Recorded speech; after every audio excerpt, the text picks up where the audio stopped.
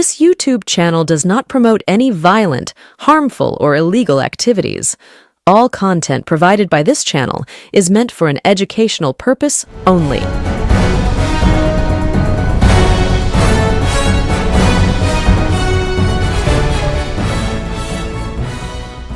নমস্কার, আমি প্রতিবেদক সায়ন্তন চক্রবর্তী। আপনারা দেখছেন বঙ্গচক্র ইউটিউব চ্যানেল।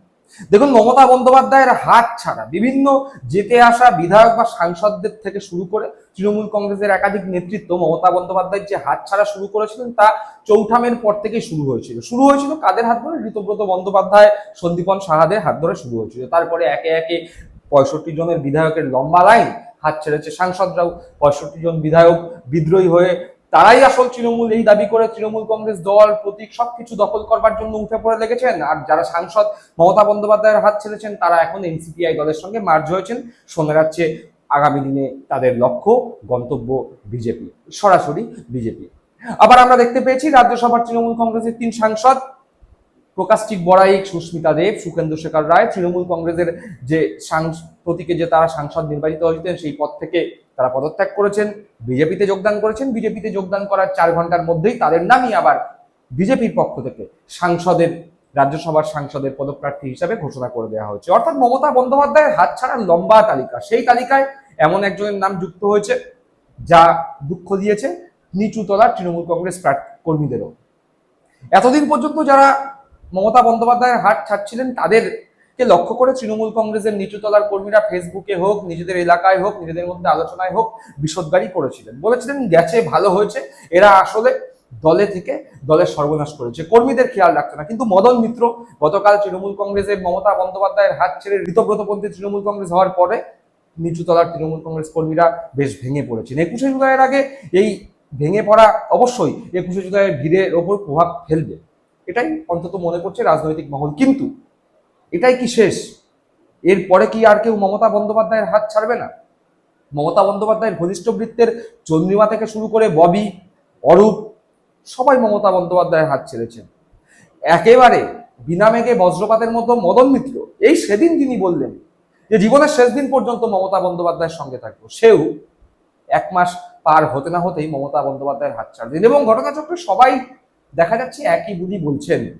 মমতা বন্দ্যোপাধ্যায়ের হাত ছেড়ে বলছেন দিদির ভুল হয়েছে, দিদির প্রতি কোনো রাগ নেই, সমস্ত নাটের গুরু অভিষেক বন্দ্যোপাধ্যায়, যত ঘোষ নন্দ ঘোষ, যা কিছু হারায় গিন্নি বলেন কেসটা বেটাই চোর। সেরকম ভাবেই সবাই যেন বলছে সবকিছুর জন্য দায়ী অভিষেক বন্দ্যোপাধ্যায়। কিন্তু এই অভিষেক বন্দ্যোপাধ্যায়ের নেতৃত্বে 2021 যখন তৃণমূল কংগ্রেস আইপ্যাককে কাজে লাগিয়ে বিপুলভাবে রাজ্যে দ্বিতীয় তৃতীয়বারের জন্য ক্ষমতায় আসে, তখন কেউ বলেননি 2024 লোকসভা ভোটে বিপুল জয়ের পরেও।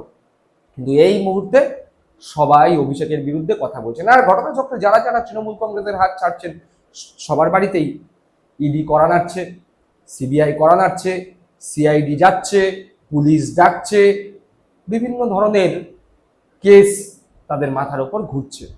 আর যখনই এই কেসের চাপ বাড়ছে তখনই দেখা যাচ্ছে মমতা বন্দ্যোপাধ্যায়ের হাত ছেড়ে ঋতব্রত বন্দ্যোপাধ্যায়ের হাত ধরা। অর্থাৎ কোথাও না কোথাও প্রমাণ হয়ে যাচ্ছে যে যারা এতদিন বলছিলেন 1, 2, 3, 4 তৃণমূলের সবাই চোর, তারাই এখন বলছে 1, 2, 3, 4 ঋতব্রত তৃণমূল ছাড়া কালীঘাট তৃণমূলের সবাই চোর। অর্থাৎ মমতাপন্থী তৃণমূল থেকে ঋতব্রতপন্থী তৃণমূল হলে তুমি এখন ধোয়া তুলসী পাতা। কোথাও না কোথাও ওয়াশিং মেশিন তত্ত্ব এখন ঋতব্রত তৃণমূলের ক্ষেত্রেও প্রযোজ্য হচ্ছে। আর ঠিক এরকম পরিস্থিতিতে দাঁড়িয়ে যে কথা বললাম, মদনেই কি শেষ? আর কি কেউ ছাড়ছেন না মমতা বন্দ্যোপাধ্যায়ের হাত? কারা কারা আছে এই মুহূর্তে মমতা বন্দ্যোপাধ্যায়ের সঙ্গে? শোভনদেব চট্টোপাধ্যায়, কুণাল ঘোষ, বাবর আলী, অশোক দেব, এই ধরনের হাতে গোনা 8-10 জন বিধায়ক, কল্যাণ ব্যানার্জি, প্রতিমা মণ্ডল, মহুয়া মৈত্র, অভিষেক ব্যানার্জি, এই ধরনের ওই 7-8 জন সাংসদ, আর রাজ্যসভার 10 জন সাংসদ। তাহলে কি এরপরে কল্যাণ? তাহলে কি এরপরে মহুয়া?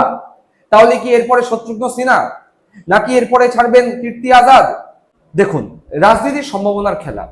আজ মমতা বন্দ্যোপাধ্যায়ের সম্পর্কে যারা বিষোদ্গার করছেন, অভিষেক বন্দ্যোপাধ্যায়ের সম্পর্কে যারা বিষোদ্গার করছেন, তারা গতকালও অভিষেক বন্দ্যোপাধ্যায় জিন্দাবাদ, মমতা বন্দ্যোপাধ্যায় জিন্দাবাদ বলেছেন। তাই আগামী দিনে যদি হঠাৎ করে কেউ গিয়ে ঋতব্রতপন্থী তৃণমূল কংগ্রেসে যোগদান করেন তাহলে অবাক হওয়ার কোনো জায়গা থাকে না। কিন্তু এই মুহূর্তে সম্ভাবনা জোরালো একজন ব্যক্তিকে নিয়ে। কে সেই ব্যক্তি? সেই ব্যক্তি 2011, 2016, 2021 সালে আসানসোল উত্তর থেকে তৃণমূল কংগ্রেসের প্রতীকে জয়লাভ করেছিলেন। 2001, 2006 তিনি তৃণমূল কংগ্রেসের প্রতীকে জয়লাভ করেছিলেন, অর্থাৎ 5 বারের বিধায়ক। 2026-এ যদিও বা তিনি পরাজিত হন সেই মলয় ঘটক। হ্যাঁ, আগামী নামটা হয়তো মদন মিত্রের পরে মলয় ঘটকের হতে চলেছে। তার কারণ ইতিমধ্যেই আমরা দেখতে পেয়েছি যে মমতা বন্দ্যোপাধ্যায় যে নতুন কমিটি করেছেন সেই কমিটিতে গুরুত্বপূর্ণ পদে কিন্তু মলয় ঘটক রয়েছেন। এই মলয় ঘটককে পাশে বসিয়ে কীর্তি আজাদ 21শে জুলাইয়ের সমর্থনে সভা করেছেন। কল্যাণ বন্দ্যোপাধ্যায় মলয় ঘটককে নিয়ে বর্ধমান জেলায়, আসানসোল জেলায় সভা করেছেন 21শে জুলাইয়ের সমর্থনে। সেই মলয় ঘটক কি আগামী দিনে তৃণমূল ছেড়ে, কালীঘাট তৃণমূল ছেড়ে ঋতব্রতপন্থী তৃণমূল কংগ্রেসে যোগদান করতে চলেছেন? প্রশ্ন জোরালো হচ্ছে। তার কারণ মদন মিত্রের এগেনস্টে, মদন মিত্রের বিরুদ্ধে যেমন ইডি, সিবিআই বিভিন্ন মামলা রয়েছে, এই মলয় ঘটকের কাছেও ডাক কিন্তু অতীতে বারংবার এসছে, সিবিআই এর একাধিকবার এসছে। তাই মলয় ঘটকও যে খুব একটা নিশ্চিন্ত আছেন তা নয়। আর ইতিমধ্যে আমরা দেখতে পেয়েছি নরেন চক্রবর্তী, তিনি ঋতব্রতপন্থী তৃণমূল কংগ্রেসে যোগদান করেছেন, যিনি এবছর 2026 বিধানসভা নির্বাচনে পাণ্ডবেশ্বর থেকে জিতেন্দ্র তিওয়ারির কাছে পরাজিত হয়েছেন। পরাজিত হওয়ার পরে নিজের হার স্বীকার করতে না পেরে ধর্ণাতেও বলেছিলেন। তার পরবর্তী সময় আমরা দেখতে পেয়েছিলাম তিনি বলেছিলেন যে না, মমতা বন্দ্যোপাধ্যায়ের সঙ্গেই আছে। কিন্তু যত দিন গেছে তার পার্টি অফিস থেকে বিভিন্ন অপ্রীতিকর জিনিসপত্র যখন পাওয়া গেল, তারপরেই হঠাৎ করে একদিন দেখা গেল নরেন চক্রবর্তী ঋতব্রতপন্থী তৃণমূল কংগ্রেসের সঙ্গে দেখা করলেন, ঋতব্রতপন্থী তৃণমূল কংগ্রেসে মিশে গেলেন এবং দেখা গেল ঋতব্রতপন্থী তৃণমূল কংগ্রেসের পদও তাকে দেওয়া হলো। বিধানসভার বাইরে এসে যখন সাংবাদিকদের সম্মুখীন হয়েছিলেন নরেন চক্রবর্তী, তখন তার পাশে যে ব্যক্তিকে দেখা গিয়েছিল সেই ব্যক্তি অপূর্ব ঘটক, মলয় ঘটকের ভাই। তাকে পরিচয় করিয়ে দিচ্ছেন কে? নরেন চক্রবর্তী। অর্থাৎ মলয় ঘটকের ভাই প্রায় 1 মাসের কাছাকাছি হলো ঋতব্রতপন্থী তৃণমূল কংগ্রেসে গেছেন, নাম লিখিয়েছেন, ঋতব্রতপন্থী তৃণমূল কংগ্রেসটাই করছেন। একবার দেখুন সেই দৃশ্য যারা দেখেননি। আর আমরা সবাই একটা জায়গায় একজোট হচ্ছি, দেখা যাক কি করা যায়। কোথায় একজোট হচ্ছে?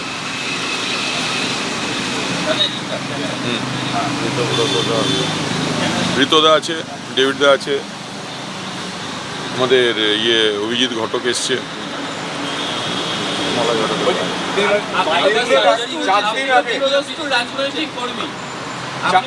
দেখলেন, অর্থাৎ দাদা মমতাপন্থী, কালীঘাটপন্থী তৃণমূল কংগ্রেসে এখনো রয়েছে, কিন্তু ভাই ইতিমধ্যেই চলে গিয়েছে ঋতব্রতপন্থী তৃণমূল কংগ্রেসে।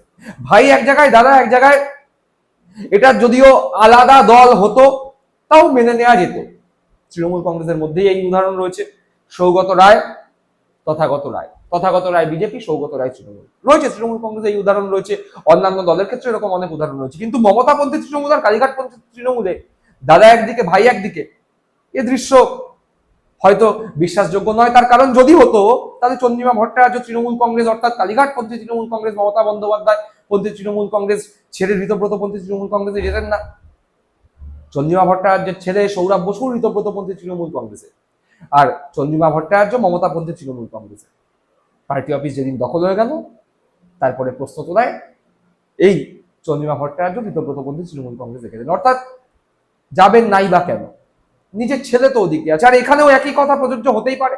আগামী দিনে মলয় ঘটকও যেতেই পারেন নিজের ভাই যেখানে রয়েছে, অর্থাৎ ঋতব্রতপন্থী তৃণমূল কংগ্রেসে। তার কারণ যতই কল্যাণ ব্যানার্জি, কীর্তি আজাদ এই দুজন সাংসদকে নিয়ে মলয় ঘটক 21শে জুলাইয়ের সমর্থনে মিটিং করুক না কেন, তার মন আদৌ কি তৃণমূলে রয়েছে সে নিয়ে প্রশ্ন উঠে যাচ্ছে, প্রশ্ন তুলছে তৃণমূল কংগ্রেসের নিচুতলার কর্মীরা। তার পিছনে অন্ততপক্ষে কর্মীদের দোষ দেওয়ার কোনো কারণ নেই। কর্মীরা যা দেখছে, যা বুঝছে, তাতে করেই প্রশ্ন তুলছে। দর্শক বন্ধুরা, আপনারা কি মনে করছেন মদন মিত্রর পরে কি মলয় ঘটক ঋতব্রতপন্থী হবেন? আপনাদের উত্তর কমেন্ট বক্সে কমেন্ট করে জানাবেন। সকলে ভালো থাকবেন, সুস্থ থাকবেন। জয় হিন্দ, বন্দে মাতরম।